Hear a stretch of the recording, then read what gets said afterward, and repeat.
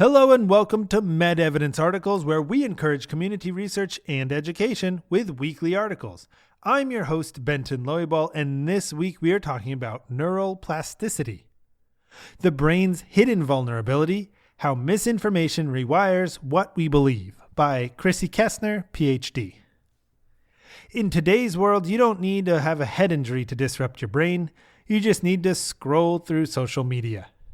A viral post claims a miracle cure. A headline sparks outrage. A video sounds convincing enough to share without a second thought. Is it harmless? Well, maybe. But repeated exposure to false information doesn't just influence what we think, it may subtly change how the brain processes truth itself. The brain is designed to make quick decisions.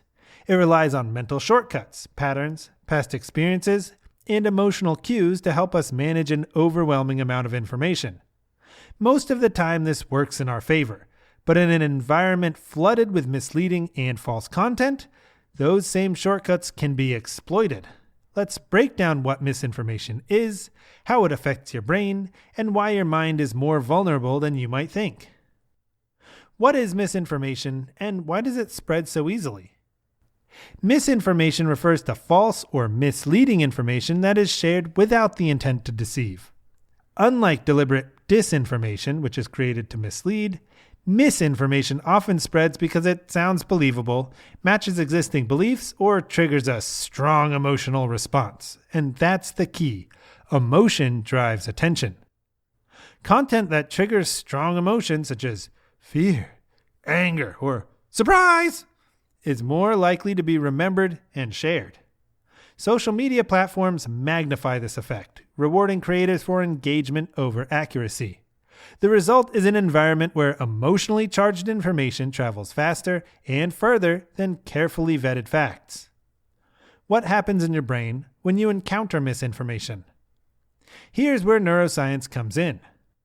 Cognitive shortcuts, or heuristics, your brain favors efficiency over accuracy. Instead of evaluating every detail, it relies on common patterns or gut feelings to decide what seems true. Reward circuitry activation. When information supports what you already believe, your brain's reward system, specifically dopamine pathways, light up. This sense of validation reinforces the belief even if the information is incorrect. Amygdala and emotional tagging. Emotionally charged content activates a core part of the brain called the amygdala, making the information feel more important and committing it to memory. In particular, fear-based misinformation can become ingrained. Repetition effect, or illusory truth effect. The more often you encounter a piece of information, the more likely your brain is to interpret it as true, even if you originally thought it was false. Familiarity breeds perceived accuracy. And brain fatigue. Critical thinking requires the effort of a part of the brain called the prefrontal cortex. When you're tired, overwhelmed, or distracted, the prefrontal cortex tires out, and the brain is more likely to default to quick judgments as opposed to careful analysis. Why misinformation tends to be so hard to correct?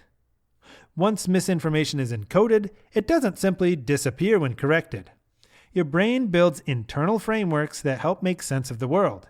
And when misinformation becomes woven into that mental framework, removing it can feel like ripping out a structural support. Even when presented with accurate information, the false belief can linger. This is known as the continued influence effect, in which outdated or incorrect information still shapes thinking and decision-making processes. The real-life consequences.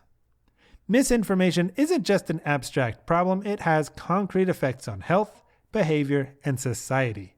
It can influence medical decisions, including vaccine hesitancy or the use of unproven treatments, increase anxiety or fear around misunderstood risks, deepen social divisions via reinforcing polarized beliefs, and weaken trust in institutions, including scientific and medical systems. Much like brain injuries, the effects may not be immediately obvious, but over time they can accumulate. Can your brain recover from misinformation? The good news is that the brain is adaptable. Thanks to a process called neuroplasticity, beliefs and thought patterns can change, though it may demand intentional effort. Correcting misinformation isn't just about providing facts. It involves replacing false information with clear, accurate explanations, repeating correct information over time, and engaging critical thinking rather than passive consumption. In other words, unlearning takes just as much reinforcement as learning. How to protect your brain from misinformation. Well, you can't avoid all misleading information, you can reduce its impact. Here are a few ways to safeguard your thinking. Pause before sharing anything that feels emotionally charged. Check the source. Credible, peer-reviewed information matters. Be cautious of sensational headlines designed to provoke strong reactions. Seek multiple perspectives, especially from trusted experts. And stay aware of your own biases. What feels true isn't always accurate. Misinformation doesn't need to be loud or obvious to have an effect. It can be subtle, repeated, and quietly influential, shaping beliefs over time. Your brain is incredibly powerful, but it's not immune to manipulation. In a place where information moves faster than ever, protecting your mind isn't just important, it's essential. Thanks for joining us on this week's episode of MedEvidence Articles. If you'd like to know more, all of our sources are linked in the podcast description. You can also visit our website at medevidence.com. MedEvidence provides evidence-based information that empowers individuals to make informed health decisions. We present unbiased clinical research in clear, accessible formats guided by medical experts and provide education for patients and healthcare professionals with a focus on research as a care option. Note that the information provided in this podcast is for general educational, scientific, and informational purposes only and is not intended as and should not be treated as medical or other professional advice for any particular individual or individuals. If you're experiencing any medical issue or have any medical concerns, you should consult a doctor or other medical professional. For more great content, including discussions by physicians and subject matter experts, check out the MedEvidence podcast. My name is Benton, and we'll talk to you next week.